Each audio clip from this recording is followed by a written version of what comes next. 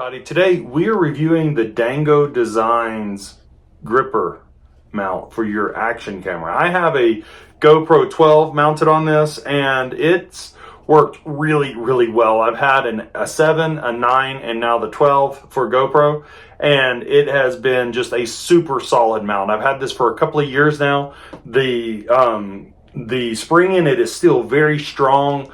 The teeth are still in really good shape on it after 2 years of use, and it still grips to my helmet like no other. It also grips to other things. I use it in the tree when I'm tree climbing for my arborist business. I can clamp it to nubs and stumps and limbs and things, so that's super helpful. I love the fact that you have a wide range of motion here, and then with this spring that's here, you can actually push it down and turn it at 90-degree intervals until you make a full 360 and come back around to the front. So that makes it super helpful, because when I have it clipped to the top of my helmet like this, then I can either have it down like that, or I can also, if depending on what helmet I'm using, I can have it like this and up when it's clipped, depending on what I'm doing and whatnot. Now, it does have a limited range, as you can see there. So when you're riding a dirt bike, it actually puts it down a little bit more when it's on your helmet like this. So I tend to keep it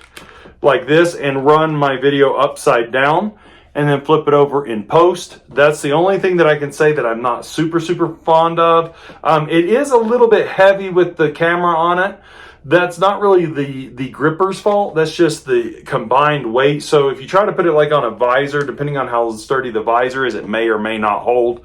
If you try to clip it to like your handlebars, which are smaller, rounder metal, it may not stay in position. It may roll around. I have not had it come off my handlebars, but I can't keep it to get it to stay up. A lot of times it rolls around, but that's when we have handlebar mounts and things like that. So I just want you to know that it does have a limited function in some cases. I have been able to clip it to like the hood of my truck, and it so there's that. Hooked it to my window and it holds on really well.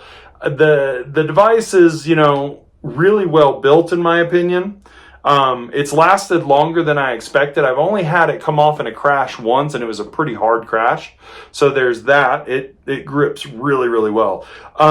As far as like total functionality and everything out of it, I would say it's a 5 out of 5. But as far as like total investment for it, if you want it to be multi-purposed and whatever, then it's probably going to be more of a 4 out of 5 stars, because it's going to have a more limited use, but it's definitely for what it's designed for. Going on your helmet, clipping there, being solid, it's a 5 out of 5. And I would totally recommend this to my friends. In fact, I have a number of them who bought them and been very happy with them. It comes in multiple colors as well. This is the orange one. There are some gray ones and some black and whatever. So there are options for that as well if you don't want it to be as obtrusive. I like the orange because we're out in the desert, and if it falls off, it's a little bit easier for me to find than a black one or something like that. But for the price that you pay for it, and the durability of it, I gotta say, really stoked on this. Think it's something that you guys should look at if you're into videoing your off-roading and your dirt bike and ATV and whatever action sports like that where you use a helmet. I also use it for mountain biking, and it goes on the front of my full face helmet, and it's been great. So hope that helps you guys out, and I will talk to you in the next one. Bye.